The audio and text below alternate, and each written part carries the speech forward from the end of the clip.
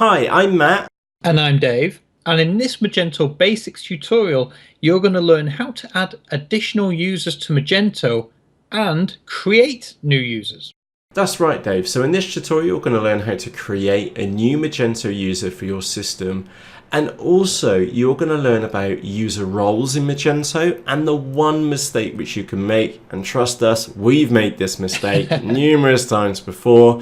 And if you can learn how to skip that one mistake, it will all be happy days.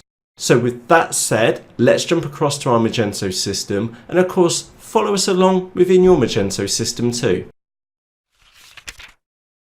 Okay, Dave, we've gone to our Magento admin area. So obviously we've been and logged in, and we want to create a new Magento user for our system. Now, there's different roles which you can make for your system. Now, we're going to start with the basics, which is another administrator account, and that's the easiest one for us to show you. But we are going to go on and show you how you can create custom user roles within your Magento system, and this will make more sense in a few moments' time. So if you go to System, down to Permissions, and Dave, can you see that we've got two sections in here? We've got Users and Roles. Yes. Let's start with Roles first. Okay, so if we click onto Roles, what you're now going to see is that we've actually created two roles within our system. Now, you're going to have one role called Administrators, but we've also got another role within our system called Warehouse Staff. And again, we'll show you how to create a user in just a moment. We just want to point this out is that you can create as many additional user roles and accounts for your Magento system, so login details. However, you can assign those different roles. So generally, administrators have access to everything, whereas that maybe for warehouse staff, you can limit their access to different parts of your Magento system. So Dave, let's start off with the basic one first, which is to create another administrator role.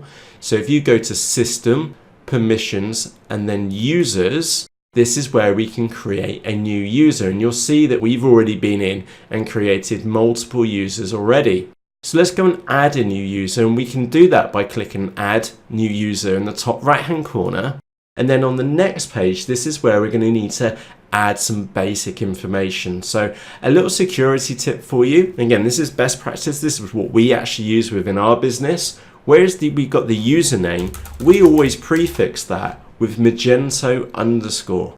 So we're going to create a new user which begins, and their username is Magento underscore, and we're going to call that one Helen. And then we're going to put in their details. So Helen, and then Ogborn. We're going to enter their email address. So helen@understandinge.com. And of course, you would fill those details out with the details which you need for that person.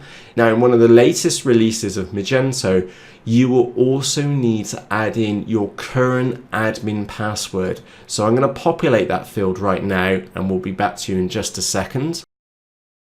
So we've been and filled this out, and then this is where you can enter a password. Now, what we would strongly suggest is using a complex password, which is very difficult for someone to guess. Now, I use a tool called LastPass, and I'm going to use that tool to generate a really ugly looking password. Now, of course, you're going to want to copy that and share that with your member of staff. So we're going to choose copy password, and then we're going to paste that into our password and our password confirmation.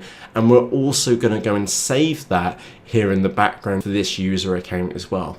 Now, Dave, where it says this account is active, okay, you'll want to set that as active.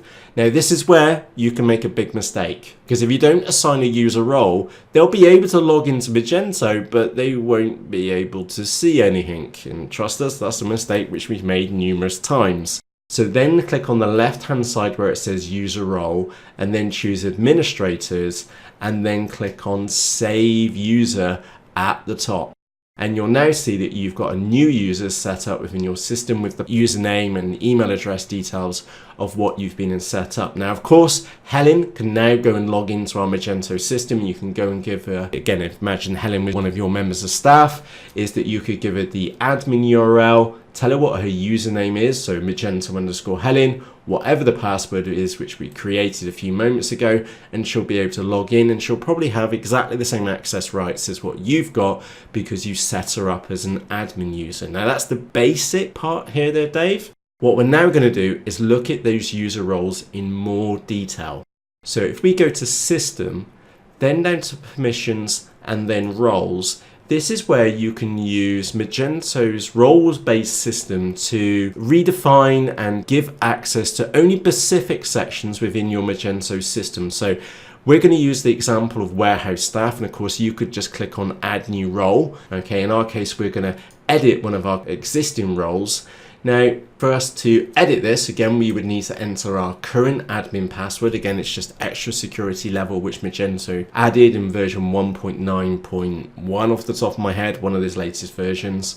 And then if you go into role resources, Dave, can you see we've got resource access? Okay, you could either give them access to all, so that would be like an admin role.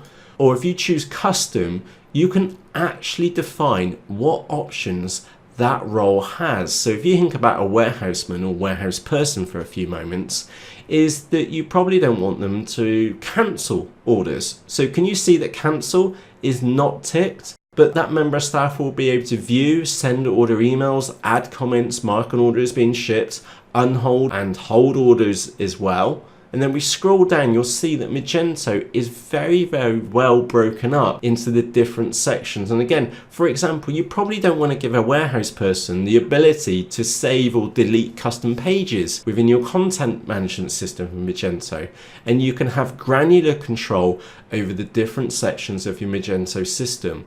Now, my biggest tip for you, and again, instead of us running through each of these settings with you, is that think about the person and what role they perform within your company, and then only give them access to those sections. Of course, you can go back and edit their permissions later if you need to. And of course, if you've got the, as you've just been done, or we've just been done a few moments ago, is that we can then go and log in as that user, maybe using an incognito window or private browser window, and see what that person or that user role has access to, and whether it's enough or maybe too much for them to be using on a daily basis. Now, Dave, we set Helen up as being an administrator, but we actually want to change Helen to being a warehouse person role within our business. So to do that, we would go to System, down to Permissions, and then into Users. We would then click on our user, and then on the left-hand side where it says User Role, you can change their role to Warehouse Staff, and then click on Save User. Does that make sense, Dave? Yeah, totally makes sense to me, mate. That's super easy to do. Indeed. So our biggest tip for you, well, two big tips for you. Remember to assign a role to a user. Trust us, we've done that, and you'll know that you've got it wrong because when you go to log in, you've got no options at all within your Magento system. And number two, you can define, even down to a very granular level, what members of your team or what members within your business can actually do within your Magento system. So with that said, from myself, Matt. And from me, Dave. Cheerios.